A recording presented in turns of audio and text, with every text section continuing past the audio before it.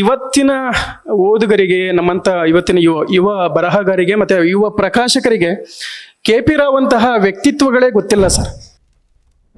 ವೇದಿಕೆ ಮೇಲೆ ಮತ್ತೆ ವೇದಿಕೆ ಮುಂದೆ ನನಗಿಂತ ಎಲ್ಲರೂ ಹಿರಿಯರೇ ಇದ್ದೀರಿ.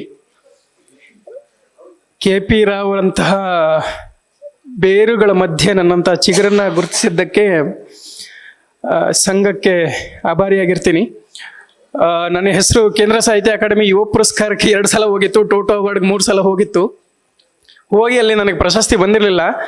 ಎಲ್ಲ ನಿರಾಶೆಗಳ ಮಧ್ಯೆ ಭರವಸೆಯನ್ನೇ ಕಳ್ಕೊಂಡಿದ್ದ ನನಗೆ ಇಂಥದ್ದೊಂದು ಇಲ್ಲಪ್ಪ ನೀನು ಇನ್ನೂ ಕೆಲಸ ಮಾಡೋದು ಬಾಕಿ ಇದೆ ಅಂತೇಳಿ ಈ ಜವಾಬ್ದಾರಿಯನ್ನು ಹೊರಿಸಿದ್ದಕ್ಕೆ ಸಂಘಕ್ಕೆ ಮತ್ತೊಮ್ಮೆ ಆಭಾರಿಯಾಗಿರ್ತೀನಿ. ಆಮೇಲೆ ನನಗೆ ಬಹಳ ಖುಷಿಯಾಗ ವಿಷಯ ಏನಪ್ಪ ಅಂತಂದರೆ ಸರ್, ಇವತ್ತಿನ ಓದುಗರಿಗೆ, ನಮ್ಮಂಥ ಇವತ್ತಿನ ಯುವ ಬರಹಗಾರಿಗೆ ಮತ್ತು ಯುವ ಪ್ರಕಾಶಕರಿಗೆ KP ರಾವ್ ಅಂತಹ ವ್ಯಕ್ತಿತ್ವಗಳೇ ಗೊತ್ತಿಲ್ಲ ಸರ್. ಅಂಥವರನ್ನು ಈ ವೇದಿಕೆ ಮೂಲಕ ಪರಿಚಯಿಸಿಕೊಟ್ಟಿದ್ದಕ್ಕೆ ನಿಮಗೆ ಋಣಿ ನಾನು. ಅವ್ರನ್ನ ಇನ್ನೂ ಎಲ್ಲೋ ತಲುಪಿಸ್ಬೇಕಾಗಿದೆ. ಆಮೇಲೆ ನೀವು ಕೊಟ್ಟಂತಹ ಗೌರವಧನವನ್ನು ನಾನು ಪುಸ್ತಕ ಲೋಕಕ್ಕೆಯೇ ಬಳಸ್ತೀನಿ.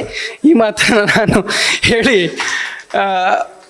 ಗೊತ್ತಿಲ್ಲ, ನನಗೆ ಭಾಳಷ್ಟು ಜವಾಬ್ದಾರಿಗಳು ಹೆಗಲಿಗೇರಿದೆ.